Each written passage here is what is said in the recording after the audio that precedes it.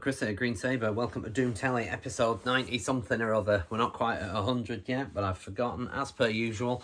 And it's video time. Yeah, there's been a bit of a gap in between, but like I say, I'm finding a window, which is the usual fucking excuse for these sort of things. But anyway, I found one. Whether you're going to be riveted by this video remains to be seen, because it's a bit of a break from my normal. I won't be showing you any records. I will be showing you physical media, but it won't be music, it won't be vinyl, it won't be CDs. It'll be film, it'll be DVDs and Blu-rays. So, yeah, I'll explain shortly, but I suppose first, catch up, roundup. CROWSBLOOD. We have the final mixes back now of our album. Still unsure what the title's going to be. We've got a rough idea though. But yeah, got the final mixes back, so they're going to be going off for mastering in the next week or so. And then once they're mastered, yeah, it's a matter of getting them out and about there. And like I said, we're going to ping them around a few little labels here and there and see if anyone bites. I mean, I'd be amazed if they don't. I honestly am real. We're so happy with how this has come out. So, yeah. Hopefully it'll get a sort of a nice fancy release on all kinds of physical media. But we want a physical release of it in some way, fucking shape or form anyway. So, yeah, mixes back, going off for mastering soon. So that's where we are with that. GODTHRYMM, we've got the drum mixes back now from Nave. So it's just a matter of now putting... we've already done one track's worth of actual rhythm guitars are down. It's going to be a matter of getting the other rhythm guitars down, vocals, guitar layering, bass, blah, blah, and all that. But yeah, work's going on in earnest now. So after the Green Sabre gig this coming weekend, I'm going to be sort of largely battening down the hatches and just in sort of GODTHRYMM mode, really, because yeah, it's getting to the nitty gritty now of getting that album over the line and sorted. I can't wait for you to hear this. There's some amazing stuff going on. So yeah, I am very, very proud to be a part of this. So yeah, looking forward to hearing that. So yeah, work ongoing. The other update, Green Sabre, as I've just mentioned, we've got a gig this coming weekend, Saturday 28th of June, Studio 5 Live in Keighley. It's for the I can't remember the name of the fucking charity thing, Northern Collective, I want to say, or something like that, True North Collective, whatever it is. Anyway, men's mental health charity, a worthy cause. We're playing that Carmian opening up now on next to with the guys behind the gig. We're on penultimate, and Sonobor are headlining. It's going to be great. There are still some tickets left, so get some if you plan on coming. Great night. It's going to be a great night, great cause. Yeah, very much looking forward to it. And that is, for the foreseeable, the last Green Sabre gig that I've accepted as well. We've had a few offers here and there that logistically we couldn't make, sadly. There was one where we got offered with Iron Bow in July, but we can't make it because a couple of us are unavailable. So yeah, sadly we can't make that one. Otherwise, that was going to be in York, I think. But yeah, but other than that, like I say, we've had a few other offers, but really, unless, I don't know, my dying bride turn around and sort of say, hey, we've offered you a support slot for something, I'm going to sort of largely ignore gigs for now, because the plan is with Green Sabre to get the big 3 tracks off the demo re-recorded to the level of what Mountain's recorded at, and get a proper full-length album out. And that will, I would like to think, will be very much the end of that chapter 1 of Green Sabre. It will sort of draw a line under it as such, and then we can concentrate on the new stuff and the where we're going with the new material and stuff. But I'd like to get them properly fleshed out, properly recorded, and yeah, so that's the sort of plan moving forward with Green Sabre. But in the meantime, if you want to see us live, get yourself to Keighley this coming Saturday 28th of June. Right, those are band updates. Now, video, I was going to, again, I'm clutching at straws with ideas a lot of the time.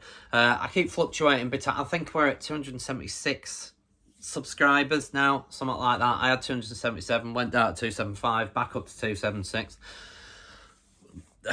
whatever the fuck's going on with that as such. Like, you know, like I say, I'm not overly arsed about the whole sort of subscriber count, and I know why it is like it is, because I just don't put videos out regularly enough. It needs to be a minimum of one a week just to sort of keep turnover going, as such, really. But you know, it's unlikely you're going to get a video a week out of me, purely for work commitments, albeit work, or the myriad of bands that I'm doing and stuff, and it's keeping me entertained.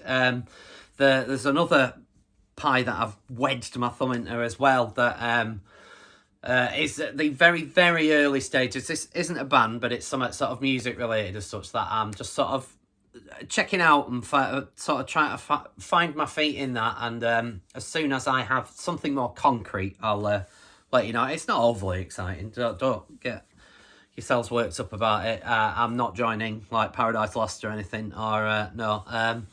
So, but yeah, just a little venture that I've kind of thought I might see how I do with this. So anyway, let's wait and see. Enough fucking waffle about absolutely nothing. So the video today, it's going to be about my well, it was going to be top 10, but I couldn't decide over about 4 of them. So it's my top 12 greatest films of all time. So yeah, my favourite 12 films. Now, caveat, these will not necessarily be the most critically acclaimed or visually spectacular, or these might not be the finest examples of film that I have in my collection, but they're my 12 favourite. They're the 12 films that I've probably seen the most, really. If I or maybe a couple of them not seen the most, but that I enjoyed so much that I just feel that they have to. So yeah, my top 12 films ever. You can argue about it if you so wish in the comments, please do, but ultimately it's my choice and I don't care what you think, so you're going to get some of this. I was going to do my favourite film soundtracks of all time, but one of my favourites that's definitely top 3, I'm waiting to arrive, and it hasn't. I pre-ordered this fucking months ago. It said it was going to be like an end of April release date, then it was a May, now it's a June, now it might be July. Anyway, so I might wait till that rocks up before I do my favourite movie soundtracks of all time, which I will do at some point anyway. So I figured in between whiles, I'll do my favourite films of all time. My favourite 12 films of all time. I could have done 20, but I've tried to rein it in. He says it's 8 minutes in, and I haven't told you fucking nothing as yet. So yeah, my favourite films of all time. So let's carry on.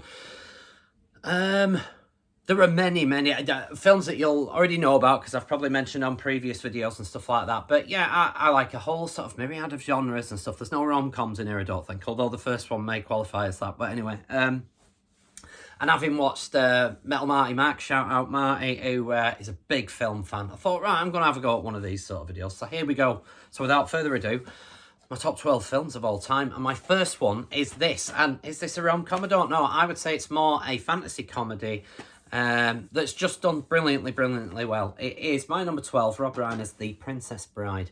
This is a great sort of sword and sorcery. Well, there's not much sorcery in it, but just playful, daft adventure comedy kind of thing.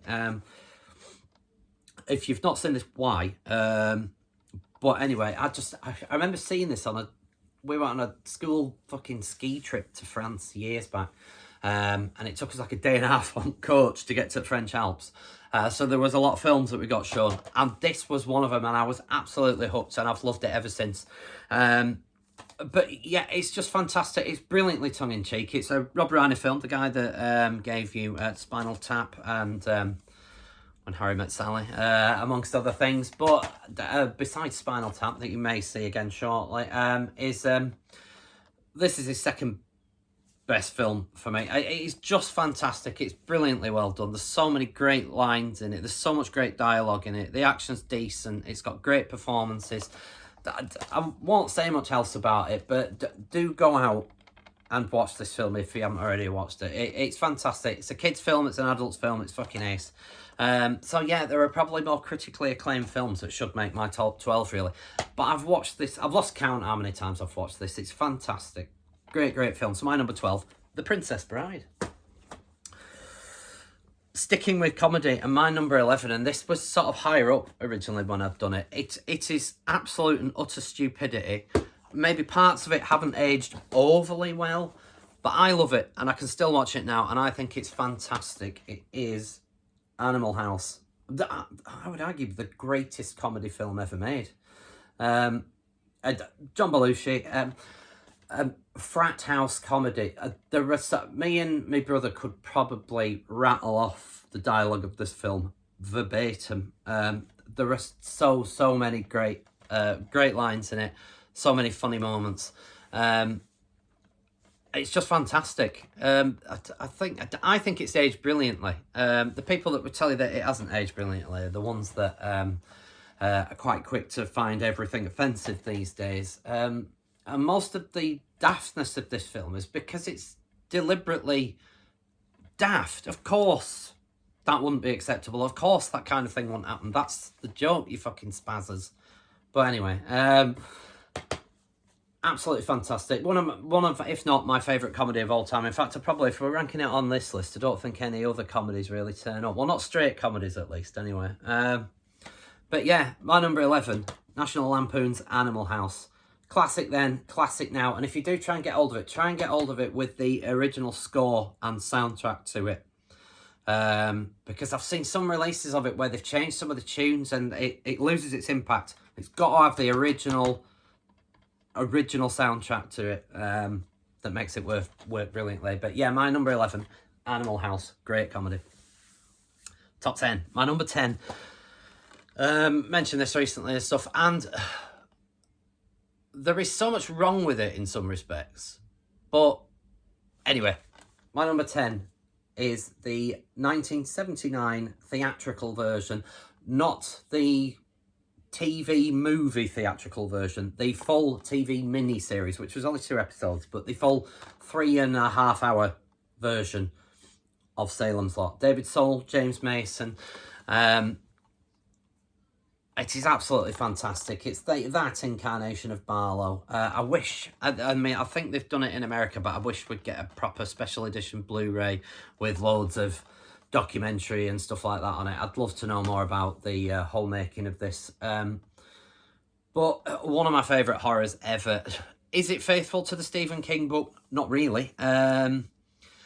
Does it lose itself? My problem, there's 3 different versions of Salem's Lot out there, and none of which have ever really done Stephen King's book justice at all. For me to do the book, which is possibly my favourite Stephen King book as well, so by default one of my favourite books ever, but to do this story justice, it would need to be a 6 1-hour episode proper miniseries. 6 hours, that is how you do this story justice. I don't think anyone's ever going to, because whenever you hear that they're redoing it, they end up doing some fucking 1.75 hour bollocks job of a massive story. That's what they did with the most recent version of it as such. Had massive potential, wasted yet again, because they just decided, oh, let's try and fucking shoehorn an enormous story into an 1.5 hours. And guess what? It didn't work. And this is still the best. There is probably a bit much story and a bit little action in this, because they've tried to flesh out the characters properly in what was 3.5 hours, and the other version, of course, is the Rob Lowe version, which I don't think's terrible, but massively flawed and just not scary. The new one that come out last year at least has the odd scary moment in it, but it's a terrible fucking shoehorned plot. This has the most scary moments that still stand up to this day as well. No CGI, all physical effect.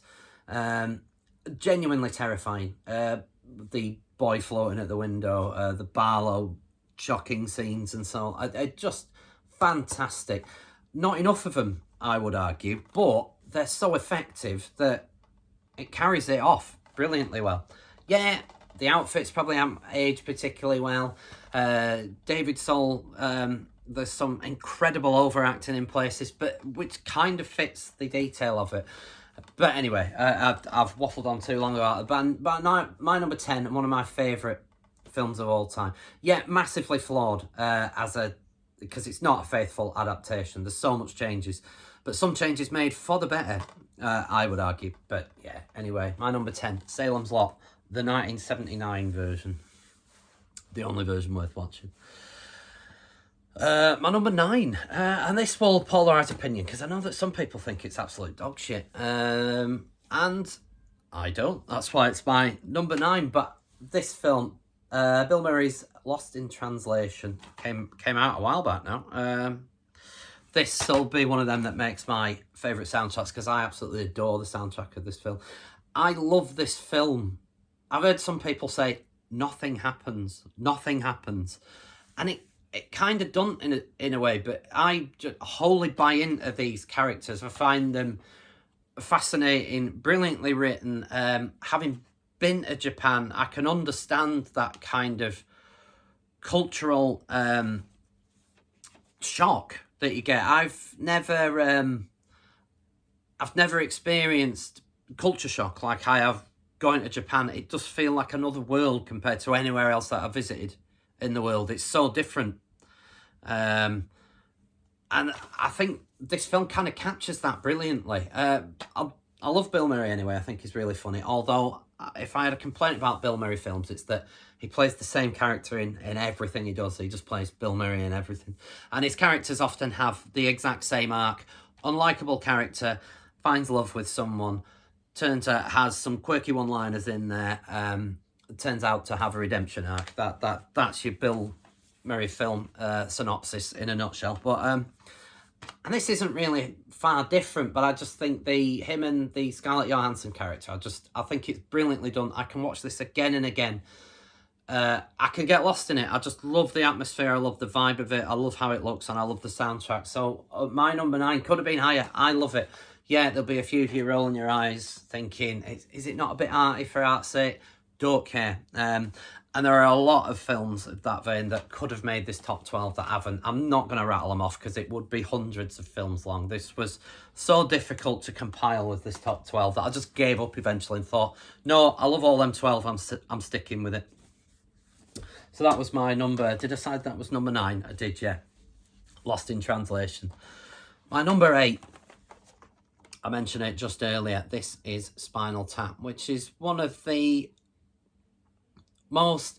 Everyone said this about this. Hey, if you're in a band, this is so accurate. But it genuinely is. It really is. That cannot be underestimated. How many moments, if you are in a band, that you have that this film has covered in some way. It is so brilliantly done. The performances are great as well. And when you think that all 3 of the lead guys were Yanks, the British accents in it are some of the finest British accents you will ever hear from Americans in film history, quite frankly, because they're usually sort of historically quite fucking bad at it. Particularly if you listen to Keanu Reeves in Francis Ford Coppola's Dracula. There's no Keanu in here though. These are all top tier British English accents, and it is just fabulous. I've watched this so many times. I still find parts of it laugh out loud funny. The cocoon section, the tiny Stonehenge, the friction between someone's girlfriend being brought on tour and just absolutely 5-star. It's an elite level. Yeah, this is a comedy. So yeah, I mentioned before that I don't know if there's any more comedies in my list. This one is clearly a comedy. My favourite character, the manager, who is just... It is a tour de force, the manager's performance in this. I forget the name of the manager and the name of the actor, so pardon me. But absolutely sensational film. And if you have any interest in being a band and haven't seen this film, then you have to remedy that fucking immediately. This is so close, it's a documentary at times. But my favourite... my favourite music-based film ever. Fantastic. So my number 8, did I say? Number 8, 12, 11, 10, 9, 8. Yes, my number 8. This is Spinal Tap. My number 7, and a film by a directorial and production duo that I particularly love. I love all of their films. Some are weaker than others. Some are better than others. Some are more critically acclaimed than others. But this one just hit on so many levels for me that it's my favourite of theirs. I'm talking about the Coen brothers. And no, I'm not about to show you Fargo. No, I'm not about to show you Miller's Crossing. I'm about to show you this, The Big Lebowski. Again, another film that I've heard accusations from people sort of saying, nothing happens. If you know anything about Coen Brothers films, that's kind of how they work. Little happens. It's kind of chaos. It's farce. And you watch it and think, how on earth, what are these buffoons doing? And that's kind of what makes them brilliant. And this is a case in point of how it works spectacularly well. Jeff Bridges is great as the dude in it. John Goodman is great as the Walter character in it. Steve Buscemi does very little in it and barely says anything, but what he does is fantastic. A kind of non-story about a stoner that gets confused for someone else, and then anyway, I won't do a pig's ear of the plot for you. If you've not seen it, go out and watch it. If you don't like it, you didn't watch it correctly. Also, part of me is that sort of when I first saw this, it was in the height of my sort of smoking years, so it resonated with me as well about what a kind of waste of space I was back then. You know, in comparison to the lead character in it. It's just fabulous. It's my favourite Coen Brothers film. It's one that I can watch time and time again. And just brilliant. There's so much about it that's great. The John Turturro's little character moment in it that's great.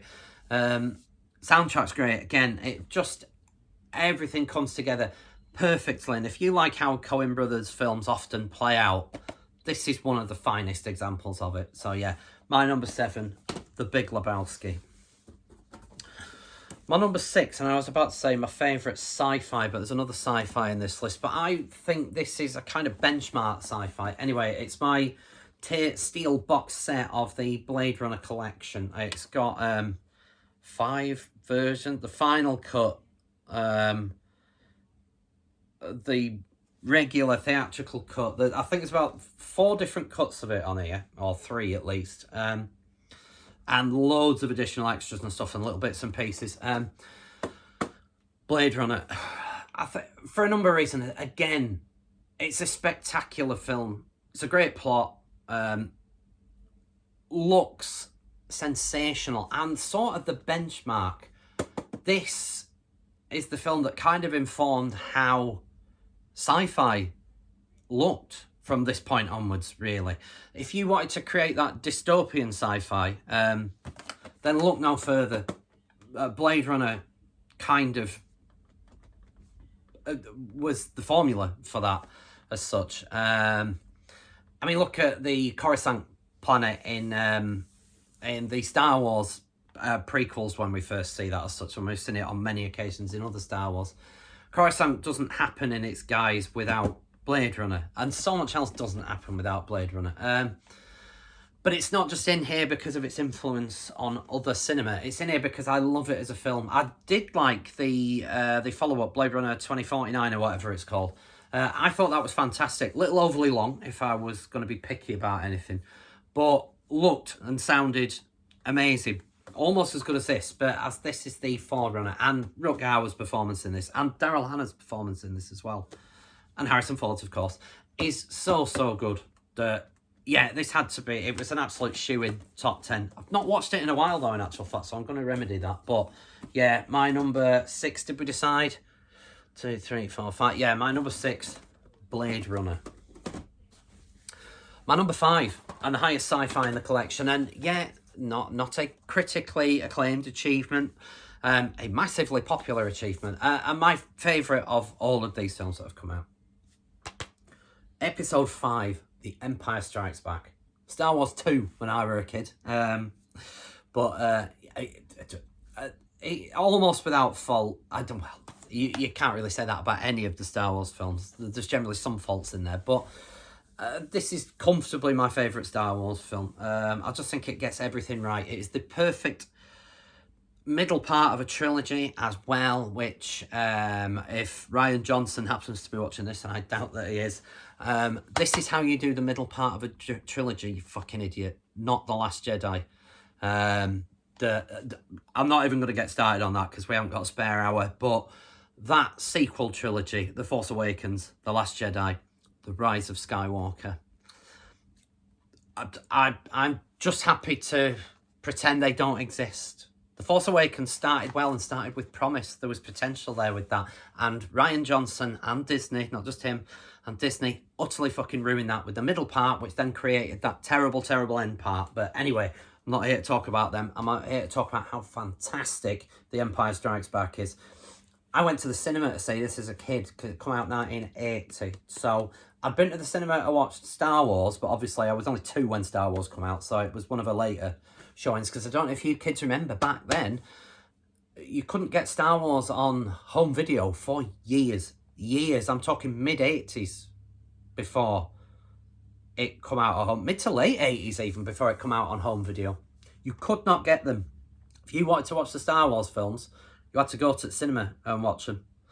And that is how, and I remember going in 1980 to, on the promenade in Morecambe, was it the Odeon or whatever it was called? It's now a fucking oldie or something, or it used to be a bowling alley. Anyway, around that part of Morecambe, if you know it, used to be a big cinema, and I went there to watch The Empire Strikes Back. And my favourite, the version of it, I'm sure I have multiple versions of these films. I've got the big Blu-ray box set of the 1 to 6, and so on. I've got another standalone Blu-ray version of The Empire Strikes Back. However, I'm holding this one out because these since deleted versions, remastered, that crucially on disc 2 have the untampered original theatrical cinema versions without any of the additional CGI and all that. As I first saw them as a kid, there's a DVD with that version of it. I think you can still get them on eBay, but they're not particularly cheap. This cost me about 18 or 19 quid, I think. Second hand. It's in decent nick and it plays all right. But yeah, my number 5, my favourite Star Wars film. I love Star Wars. The Disney's utterly ruined it for the most part, apart from Andor and Rogue One. Other than that, though, they've made a bit of a pig's ear of everything else, let's be honest. But yeah, The Empire Strikes Back, the greatest Star Wars film ever made, the greatest sci-fi ever made. My number 4, it's time to get serious. And I remember 2008 being a particularly good year for film. It was great. And 2 absolutely stunning films came out around the same time. 1, No Country for Old Men, another Coen Brothers film that hasn't made my top 12. It would have been mighty close, along with a lot of others. Absolutely loved it. And the Anton Chigurh character, the Javier Bardem character in No Country for Old Men, that was terrifying. Terrifying haircut, terrifying character. But I would argue that the film that came out around the same time that I prefer, that I think is an absolute masterpiece, with an arguably more terrifying lead character in a very different way, was this. There Will Be Blood. My favourite Daniel Day-Lewis film. My favourite Paul Thomas Anderson film, who's done Magnolia and Inherent Vice and other stuff that's name escapes me just currently. But I think he absolutely struck gold with, or struck oil with this one. And it just absolutely stunning. Daniel Day-Lewis's performance in this is so good and terrifying. And because if you know about how Daniel Day-Lewis acts, he likes to go full method on this one. He'll have been in that character for months throughout the making of this, and I imagine not a tremendous amount of fun to be around. It's a fairly simplistic plot about sort of greed and one misanthrope's kind of journey through that, but absolutely faultless film. The soundtrack by Johnny Greenwood of Radiohead fame will be making my soundtracks list for fucking definite, because it just adds to the atmosphere of this film. I'm right in thinking that there's not a word spoken in this either for like the first 20 minutes of the film. It's just visuals and soundtrack. And you don't notice that. But it absolutely stunning film. Could have been higher. But I think 4 is worthy when you see what my top 3 are. But I adore this film. I could watch it again and again. It's not an easy watch either. So I don't know why I keep wanting to go back to it. Paul Dano is absolutely spectacular in it as well. But Daniel Day-Lewis is a tour de force. However, whatever you want to call it. Absolutely stunning film. There Will Be Blood. If you've not seen it, please remedy that. Jesus. My top 3 now. The big 3. these could have likely been any way around. But I knew what number 1 was straight away, and I think you know what number 1 is if you've watched any of my videos previously. Number 3, though, is my second favourite horror of all time. It is An American Werewolf in London, 1980. Is it 80 or 81?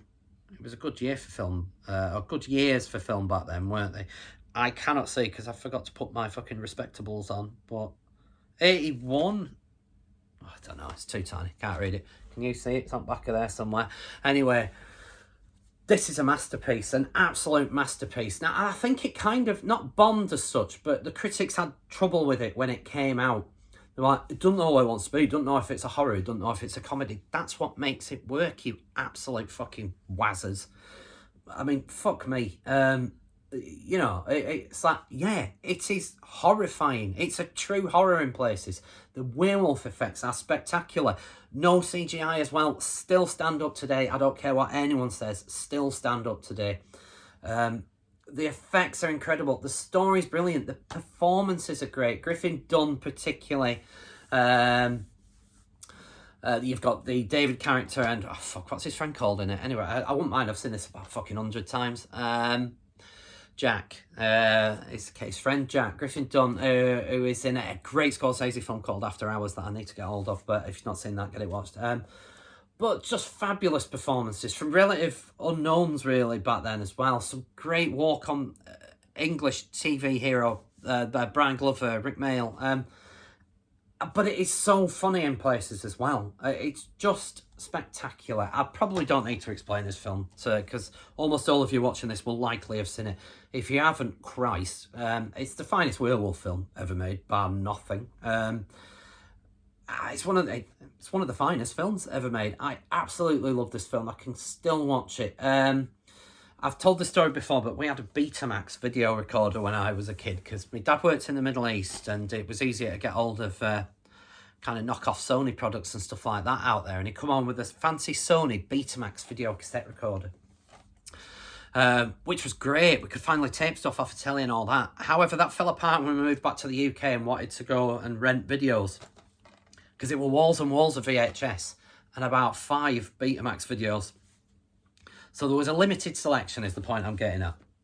I think Dad got bored of watching Grease and Alligator and Piranha and whatever else did the rounds, the Thornbirds or whatever it was.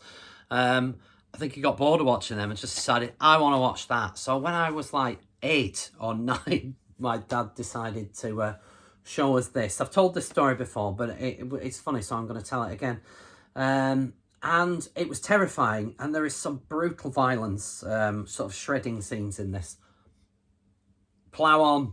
This is great, isn't it, kids? There is a shower scene in here, a little lovemaking scene. Very tame, very tame. That got fast-forwarded. No, too much. So, yeah, I just thought that was amusing. That all the other carnage in here I was allowed to watch as an 8/9-year-old. But it clearly resonated with me. I absolutely adore this film. My number 3, An American Werewolf in London. My number 2 is my favourite war film of all time. And I'm not going to go all cheesy that the greatest war films are all anti-war films. But they kind of are. That's the fucking point of them. The ones that aren't anti-war films generally have like Chuck Norris in them or some fucking buffoon like that, kung fuing their way around the jungles and so on. But my favourite war film of all time, because it is so brilliantly done, and I imagine, I wasn't there, but I imagine captures what must have been the absolute insanity of the Vietnam War at its kind of peak, when America was clearly losing, and it wasn't popular back home. And yeah, anyway, you don't need a history of the Vietnam War. My favourite war film of all time, Apocalypse Now. All versions. I've got several versions of this on Blu-ray as well. I've got the final cut that I really like. I've got the redo, however you pronounce it, that for ages was my favourite version of it. 4 hour long. A lot to go through. And redo doesn't add all of the cut out sections back in. And I think, the final cut doesn't add all of what Redux does. I think it's maybe largely better for that. 4 hours is a little overly long, and I think it just loses the thread in places. 3 and a bit hours, that's the final cut, keeps the thread and keeps all the important bits there and reintroduces some sections that I think need to be there, the French plantation scene and various other stuff. But it's chaotic. It's visually stunning. It's dripping in atmosphere. The soundtrack only adds to it. The characters are so parodied now in war films. They took and some characters that clearly shouldn't have worked, like Marlon Brando playing the Kurtz character, who clearly came into filming hugely overweight. He's supposed to be playing someone that's been stuck up in the jungle with a makeshift army for 2 years. All I can think, if there was a Greggs in the jungle, he would have looked like he did. I mean, he was like clearly overweight, so that is hence why they shot him in shadow for a large chunk of it, to hide the fact that he was about 48 stone when he made the film. But it only adds to the atmosphere. It's a happy accident, is that, because Brando delivers the Kurtz lines with such conviction and sort of believability. And then you've got Dennis Hopper, who's clearly off his tits throughout the making of it. I mean, if you watch Hearts of Darkness, the making of Apocalypse Now, you can see what a potential disaster the whole filming process was. And how it turned into the absolute masterpiece that it is testament to how they managed to wrangle it all fucking together, quite frankly. But I do like a good war film. And when I say a good war film, I'm talking about Apocalypse Now, Full Metal Jacket, Platoon, The Thin Red Line that I absolutely love, because again, another perfect example of how to create atmosphere. Saving Private Ryan, that for large parts is brilliant, although I would say because the start of Saving Private Ryan is so good, the rest of the film sort of tails off a little bit. But anyway, but Apocalypse Now is the finest war film ever made, and that's all there is to say on that one. Right, I need to get on with this. My favourite film of all time, number one, The Thing. I've explained this on, and again, I've got about 3 versions of Blu-ray of this. I've got a couple of DVD versions of it. I'm sure I still have a VHS of it somewhere upstairs that I've not had a video recorder in ages. But my favourite film of all time. And I've explained this a lot. Why is it my favourite film of all time? Because it is without fault. And I will stand by that statement. It sounds a little grandiose, but I will stand by that statement. It's without fault. The story is perfect. The acting and casting is perfect. The atmosphere is perfect. The visuals are perfect. The CGI is perfect. The soundtrack is perfect, because you've got a combination of classic John Carpenter firing its way in, but Ennio Morricone scores most of the great score to the film. It is so brilliantly done and captures that trust no one mentality that they all clearly had in this film. It's without fault, and so not really much else I can say with that. It's my favourite film ever. I can watch it again and again and again, and have done on numerous occasions. Whenever it's on telly, I will watch it. And if it's not on telly, I will generally watch it. Right, so anyway, enough. Nearly 40 fucking minutes. I figured I might be able to get away with this in about sort of half hour, but famous last words, Kris. So those are my favourite 12 films of all time. I hope you enjoyed it. If you didn't, I don't care. Unsubscribe. That seems to be the bag for a few of you losers that subscribe and then unsubscribe and can't make up your mind. Don't waste my time, kids. And if you're not here to waste my time, tell all your friends. Let's get me subscribers up. Jesus. Anyway, yeah, I think we've sort of plateaued around the late 200s for the best part of the year. But anyway, yeah, thanks for watching. Next week's video, will it even happen next week? I kind of doubt it, because something's on. I've got a busy weekend. Oh, and then I'm going to watch King Diamond on the Monday night in Manchester. Very excited about that. But yeah, gig on the Saturday, busy on the Sunday, King Diamond on the Monday. Yeah, I don't know when I'm going to get a chance to do another video. So it might be a week or 2. That might give my soundtrack that I'm missing chance to arrive, though. But anyway, enough shit. Thanks for watching. Thanks for liking. Thanks for subscribing. I'll see you next time. Toodle pip.